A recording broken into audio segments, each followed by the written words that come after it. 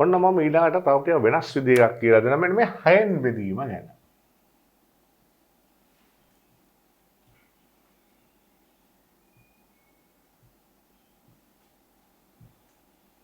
දැන් කිසියම් සංඛ්‍යාවක් අපි හිතමු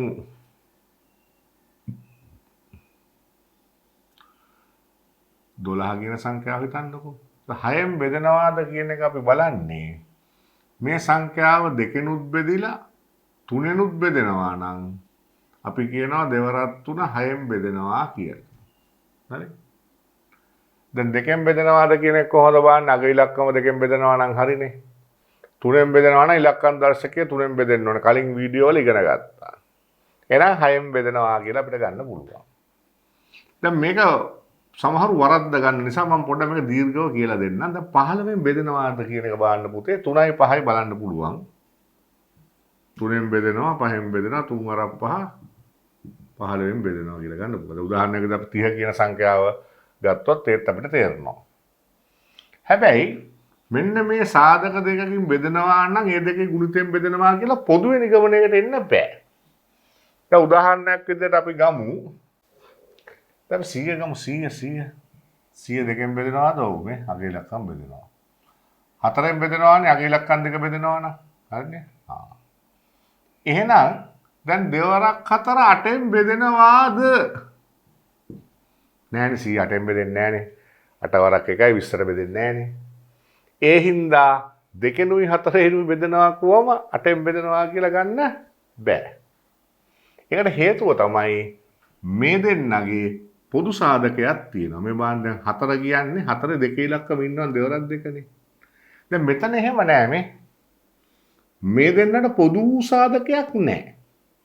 එහෙම පොදු සාධකයක් නැත්තම් මේ දෙන්නගේ ගුණිතෙන් බෙදෙනවා. පැහැදිලිද? දැන් අපි 100 ගත්තාම දෙකෙන් බෙදෙනවා.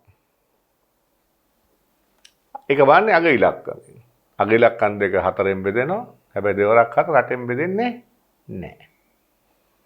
එසයි මේ දෙන්න අතර පොදු සාධකයක් තියෙන්න බෑ. දැන් අපි 221 වගේ සංඛ්‍යාවක් ගමු. චක්‍රය අපිට හුරුයිනේ. 13 ඒවා 17. 17 වරක් 13. දැන් 13න් බෙදනවාද 17න් බෙදනවාද කියලා හොයාගන්න ක්‍රමයක් නැහැ. දැන් කවුරු හරි දීලා තියෙනවා කියලා කියන්නකො මේ සංඛ්‍යාව 13න් 17න් බෙදනවා කියලා. හරි? එතකොට 13න් 17න් බෙදෙන සංඛ්‍යාවක් තියෙනවා නම් ඒක අනිවාර්යයෙන්ම 221න් බෙදෙනවා. හේතුව මොකද්ද? මේ දෙන්නට පොදු සාධකයක් නැහැ. එහෙනම් හොඳට මතක තියාගන්න සමහර අය හිතනවා දෙකෙනුයි 4නුයි බෙදුනොත් 8න් බෙදනවා කියලා. එහෙම නැහැ. මොකද හේතුව ඒ දෙන්නගේ පොදු සංඛ්‍යාවක් තියෙනවා.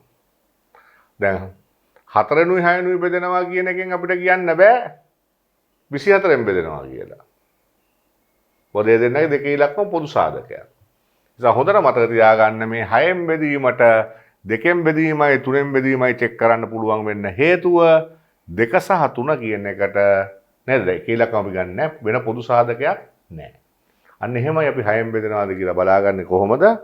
ඒ අදාළ සංඛ්‍යාව දෙකනුත් බෙදලා තුනෙනුත් බෙදනවා නම් අනිවාර්යෙන්ම අපි කියනවා 6න් බෙදෙනවා කියලා. දැන් අපි තව සංඛ්‍යාවක් ගමුකෝ.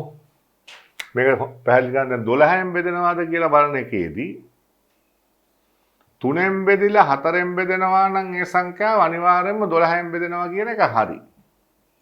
මොකද හේතුව මේ දෙන්නට පොදු සංඛ්‍යාවක් නැහැ. හැබැයි දැන් තව කවුරු හරි ගත්තා කියලා හිතන්නකෝ දෙකෙනුයි 6නුයි බෙදෙනවා කියලා. તો දෙවරක් 6ක් 12 තමයි. ඒ වුණාට 12න් බෙදෙන්නේ නැහැ. ඇයි හේතුව දැන් තේරෙනව නේද?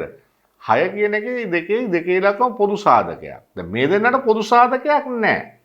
તો මේ දෙන්නට පොදු සාධකයක් තියෙන නිසා මේක 12න් බෙදෙන්නේ නැහැ. එහෙනම් කවුරු හරි දෙකෙන් බෙදනවා 6න් බෙදනවා කියලා හොයාගත්තට ඒක 12න් බෙදෙන්නේ නැහැ. අන්න ඒකයි ඔලුවට යන්න ඕන කාරණාව. එහෙනම් මම හිතනවා දැන් ඔබට මේ 6න් බෙදීම සහ අර සංඛ්‍යා දෙක ගුණිතයෙන් හැමතිස්සෙම බෙදෙන්නේ නැහැ කියන කාරණාව ඒ સિદ્ધාන්තය ඔලුවට යන්නේ නැති කියලා. ගණිතය කියන්නේ ඊටාම සරල සුන්දර දෙයක්. ඔබට සුන්දර මනසකින් මේ අවට ලෝකයේ තියෙන සියලු සංසිද්ධීන් විග්‍රහ කරගන්න පුළුවන්. ඔබත් ගණිතමය ඇසකින් ජීවිතය රස විඳින්න අපත් සමග එක්වන්න.